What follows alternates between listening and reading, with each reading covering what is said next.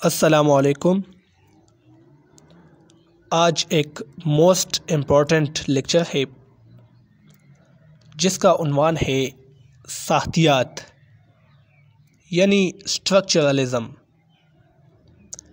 میں نے کچھ پوائنٹس یہاں پر لکھے ہیں، اس کی میں وضاحت کروں گا اور انشاءاللہ آج اس کو سمجھنے کی کوشش کریں گے۔ ساختیات پہلے میں یہ بتاؤں کہ یہ ایک لٹریری تھیوری ہے، یعنی ادبی تنقیدی نظریہ ہے۔ اب اس کا کیا مطلب؟ آسانی کے لیے ہم یہ کہیں گے کہ یہ وہ اصول ہیں جس کی بدولت ہم کسی ادب پارے کو، کسی کتاب کو پڑھتے ہیں اور اس کو پرکھتے ہیں، یعنی تنقیدی نظریہ ہے۔ تنقید مطلب اچھے اور برے کو الگ کرنا، تو یہ بھی ایک تنقیدی نظریہ ہے۔ ساختیات ایک پیمانہ ہے، ناول، افسانہ، نظم جو بھی ہے اس کو پرکھنے کا۔ 1900 سے لے کر 1980 تک یہ ایک ایسا عرصہ ہے، ایک ایسا دور ہے کہ جس میں بہت سی تھیوریز منظر عام پر آئی۔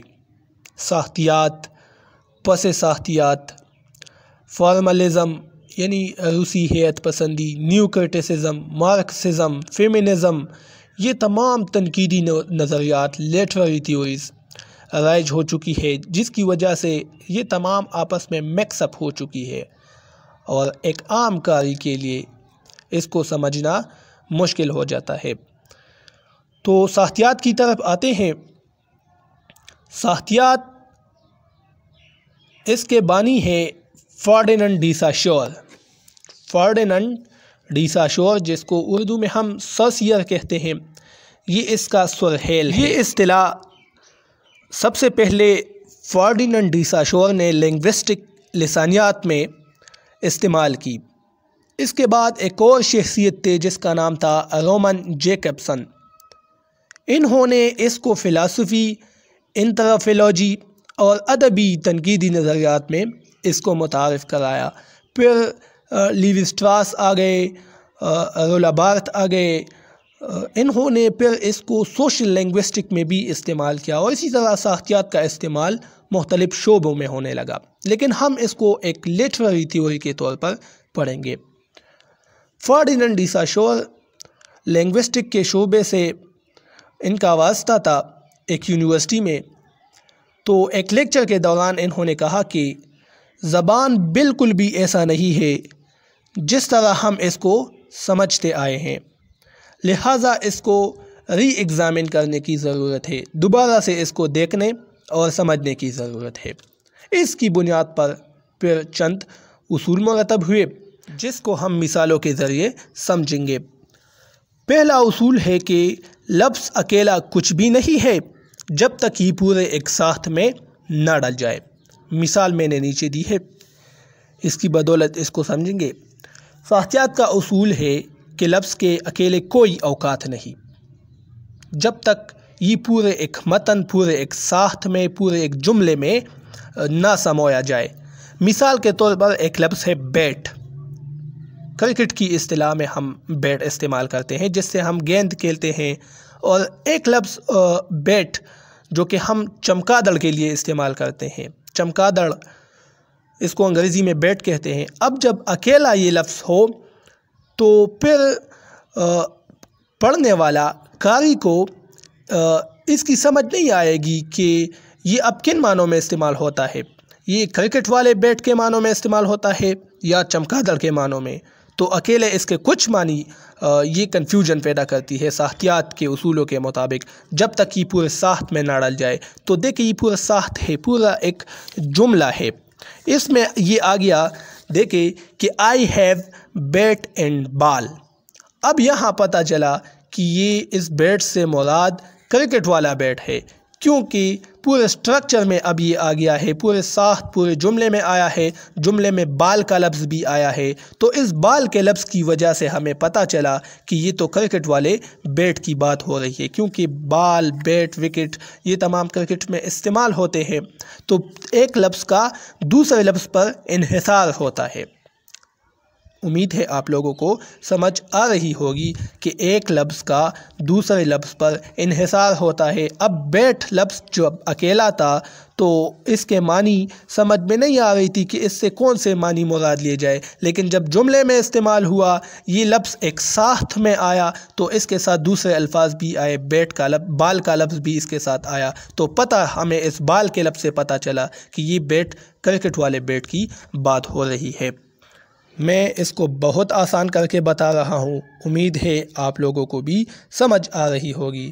وہ مشکل ٹرمینالوجیز، وہ دقیق اصطلاحات جس کو آپ نے بھی کتابوں میں پڑھے ہیں، اگر میں اس کا استعمال شروع کروں تو جو اصل مقصد ہے وہ پس پشت چلا جائے گا۔ اچھا، ساختیات وہ عمل ہے، اس بات کو اپنے پاس نوٹ کر لے، کافی اہم بات ہے یہ۔ اگر کوئی آپ سے پوچھے کہ ساختیات کسے کہتے ہیں تو جسٹ یہ 2 لائن اس کو بتا دے کہ ساختیات وہ عمل ہے جس کی بدولت الفاظ کے اندر چھپی تحت در تحت معنی تلاش کر کے نئے مفاہیم سامنے لائے جاتے ہیں۔ یعنی اس کا مطلب یہ ہوا کہ ساختیات وہ پروسیس ہے، وہ عمل ہے، پرکھنے کا وہ پیمانہ ہے جس کی بدولت لفظوں کے اندر چھپی معنی تلاش کر کے نئے مفاہیم سامنے لائے جاتے ہیں۔ یعنی اس کا مطلب یہ ہوا کہ الفاظ صرف اشارے ہیں، اس کے کوئی اوقات نہیں، یہ صرف کوڈز ہیں۔ اس کے اندر، ان الفاظ کے اندر جو معنی چھپی ہے، اصل چیز وہ معنی ہے۔ مثال کے طور پر فیض احمد فیض کی نظم ہے کتے، آپ اس نظم کو پڑھیں تو کتے نظم میں آپ دیکھیں گے کہ کتے کی بات ہو رہی ہے۔ سارا دن ساری رات کتا جاگتا رہتا ہے، بھوکا رہتا ہے، 2 کتوں کے درمیان کچھ ڈال دو تو آپس میں لڑنے پر مجبور ہو جاتے ہیں۔ تو یہ الفاظ فیض نے استعمال کیے ہیں، لیکن اس کے اندر جو چھپی معنی ہے اس تک رسائی حاصل کرنا ساختیات یہی کہتی ہے۔ اور اس نظم میں کتے کے الفاظ، اسی طرح نظم میں جو مزید الفاظ ہیں، اس کے اندر ہم جائیں تو ہمیں پتہ چلتا ہے کہ فیض کے زمانے میں کلاس سٹرگل تھی، طبقاتی کشمکش یعنی جاگیردار اور غریب کی جنگ تھی۔ غریب سارا دن ساری رات مزدوری کرتا، لیکن کبھی انہوں نے پیٹ بھر کر کھانا نہیں کھایا، اس کا استحصال ہوتا تھا، اس کو روٹی میسر نہیں تھی، ان کو کپڑے میسر نہیں تھے۔ تو یہ فیض اصل میں وہ بات کر رہے ہیں، تو یہ چھپی معنی ہے، یہ ایک نیا مفہوم ہے جو ان لفظوں کے اندر موجود ہے۔ کون سے الفاظ؟ وہ نظم میں جو الفاظ ہے، ان الفاظ کے اندر یہ مزدور کی بات ہو رہی ہے۔ تو ساختیات یہی کہتی ہے، ساختیات کہتی ہے کہ یہ عمل ہونا چاہیے کہ لفظوں کو چھوڑے، اس کے اندر جائے، لفظوں کو ٹٹولے اور اس کے اندر جو معنی ہے اس کو سامنے لایا جائے۔ یہی ساختیات کا مین اصول ہے۔ اچھا، نیکسٹ دیکھیں، مصنف اور تصنیف کے بجائے قاری اہم ہے کہ وہ لفظوں سے کیا معنی لیتے ہیں۔ ساختیات کا ایک اصول یہ بھی ہے کہ مصنف اور تصنیف، اس کی لکھی ہوئی کتاب اہم نہیں ہے، پڑھنے والا اہم ہے کہ وہ اس کتاب سے، اس کتاب میں استعمال ہونے والے لفظوں سے کیا معنی و مطالب لیتے ہیں۔